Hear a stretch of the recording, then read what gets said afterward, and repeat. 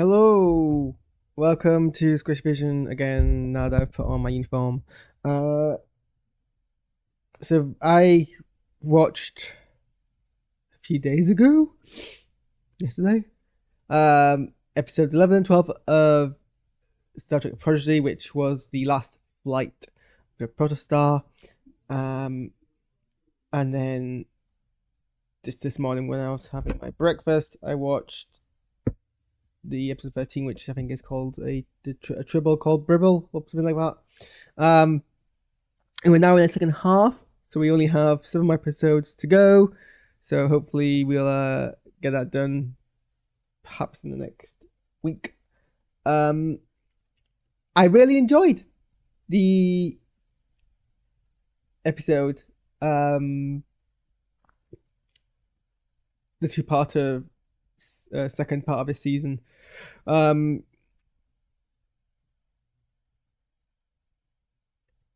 was basically it was a story literally in 2 parts. The first one was trying to get Chakotay to like change his attitude towards getting back home.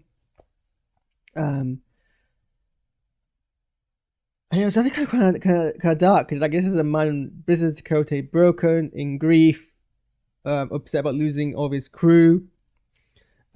It's very much a Luke Skywalker kind of situation here, and having to face kind of the idea of optimism again from the prodigies, the kids, and so obviously that was a whole kind of exploration of what Chakotay is like in grief, and the kids trying to prove him wrong.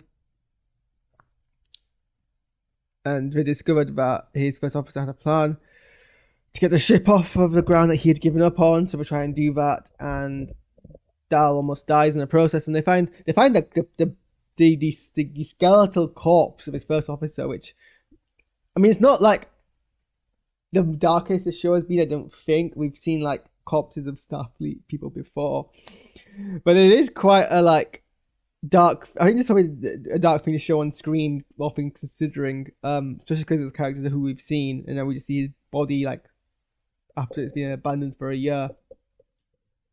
So, and then obviously Chakotay breaks down and like accepts that he's doing things the wrong way around, and then we get the next episode, which is basically the kind of it's what Star Trek does very well. Sometimes it's the descend into hopelessness, and then the escalation of more hopelessness, and it always ends with that beautiful bit, which is when a starship escapes from where it's trapped and flies off, and there's inspirational music, and we got that. And the Protostar flies again, the ship that we were used to being in through the first season. I am wondering kind of though how this like fixes the timeline, because this is a Protostar that's now been abandoned for 10 years. Janeway, who's now familiar with these kids, and it's a ship that's been like that's like been abandoned for 10 years, so it's rotted for 10 years, and then been taken apart and then been rebuilt. I mean, the next episode establishes that they've done a good job of cleaning it up, but have they like? I mean, I don't know. Is no one gonna point out that it's been abandoned for 10 years? I guess they don't really know, and I guess Janeway might kind of like pretend she doesn't know these things. I guess it's easy. I mean, I guess no one in the original thing bothered to date the ship or how long it's been lying. And again, it had been lying in like Tell Us More for like a while, so maybe all they need to do is like just abandon it and Tell Us More 10 years later after it was originally. Or I guess they don't actually know, so I guess it does work out actually, in that scheme of things. But it was a very dramatic kind of episode. It had like parts where, I mean, obviously I don't think any of the main characters are going to die or be at risk of death yet, but characters can die. Janeway died. Obviously the first officer died, so like people in this show can like be in danger. I didn't think that was going to happen here, but it definitely had, like, did a good job of having the appropriate amount of like risk in it. And seeing a ship being used as a sailing boat is obviously a lot of fun. Dal had a character moment with Chakotay about command, but I'm not quite sure it was done fantastically. But it's definitely like a moment. I mean, there's a lot of times that Dal has like these command exploration, like character growth moments, and I don't always think they're done very well. I'm not sure how well Dal's growth is done, but there's definitely like an attempt there. I mean, I did enjoy the episode last season with them all on the hologram doing the Kobayashi Maru but I had like criticisms of it as well. And then triple episode was a nice kind of thesis exploration on like failure and stuff, and that, you know, sometimes failure is not a bad thing and give you opportunity to grow, and sometimes there gonna be happy mistakes that actually, you know, provide opportunities you wouldn't have otherwise, so, you know, don't like stress about it. I got to see giant monstrous, I think the equivalent of a kaiju tribble, which was a fun thing to kind of delve into. Saw a Klingon scientist who accidentally created that, and I think that's kind of a bit of like in-universe irony that a Klingon scientist created the most monstrous of tribbles. I love that as a concept. What else? Chakotay being like a captain for this like tiny crew was nice to see. I do question kind of Rock's logic where she blames herself for accidentally creating. I guess it was her fault. She didn't like double check. She didn't contaminate these petri dishes. But also, like, you were commenting on how the place wasn't sanitary in the first place. And it's not really your fault. Like, it was going to happen inevitably. So I don't really think it's really your fault, Rock. That you should have, and you know, it's not like, oh, I made a miscalculation. Well, no, you didn't. It was an accident from things that weren't your fault. That just like happened.